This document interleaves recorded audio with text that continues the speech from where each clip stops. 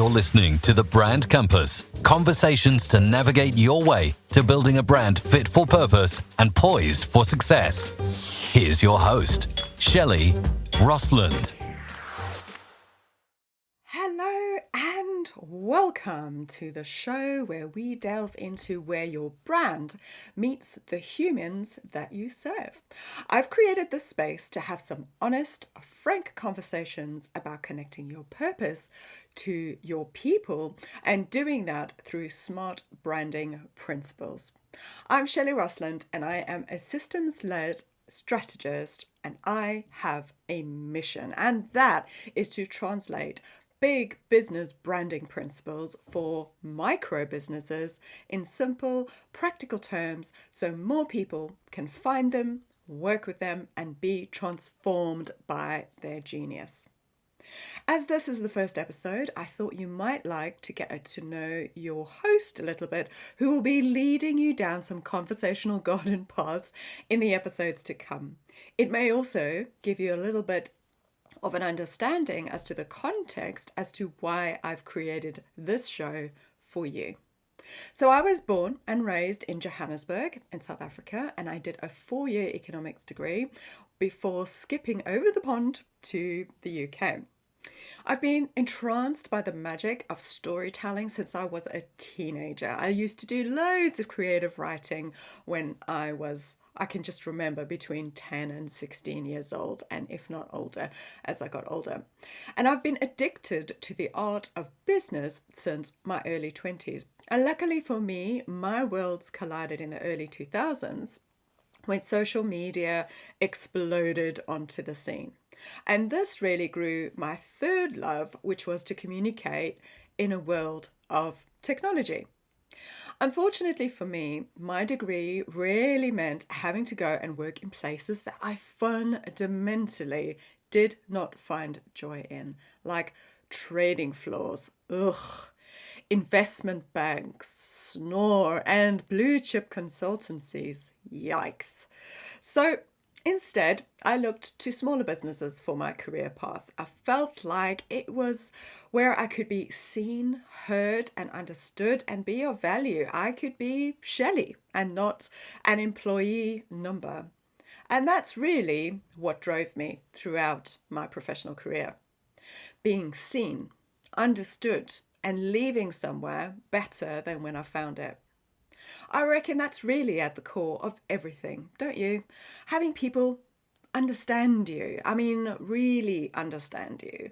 What you say, your intentions, your values, your motivations. And I think this is probably why I really gravitated towards smaller businesses, because I felt like big businesses were just not set up for individualism.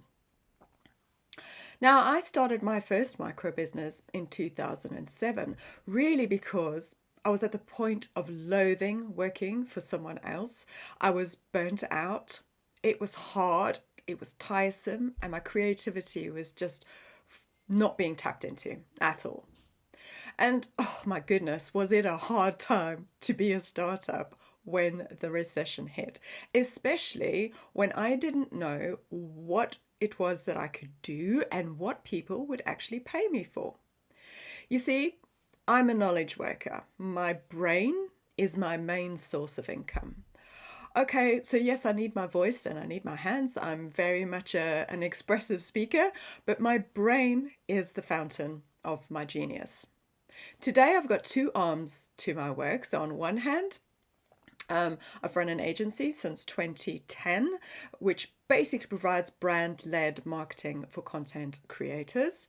And on the other hand, I lead online programs supporting mighty micro businesses to build robust systems to tell their story better, value their time, and develop a product ecosystem that gives them better working balance. Now, hear me when I say working balance. I'm not going to jump on the train of work-life balance because that is a whole other discussion. But here's the challenge though, right? It took me ages to hang my hat on that. All I could think about in those early days was that I didn't have a tangible product. So how on earth do I sell me? Also, how do I get people to not steal my genius through, those coffees, the lunches? Can I just brick your brain? I'll pay for lunch. How could I get them to realize that my source of genius was also worth paying money for? So yes, this is probably the origin story of just about every knowledge worker I know. People who have become subject matter experts in a particular field or topic, and they need to learn how to translate that expertise into marketable value that people can clearly identify and pay for. Is that you, perhaps? Now, you may have a product that you do sell, but I'm telling you now, you have a magical store of knowledge, insight, and expertise locked up in that beautiful head of yours that has yet to be unleashed. I'd invite you to subscribe to the show because upcoming episodes are going to be just for you. You see, I've noticed that there is a specific segment of the small business market who particularly could do with help, and that's businesses that only have 1 or 2 people in them, or at most up to 10. These are micro businesses. That's probably you.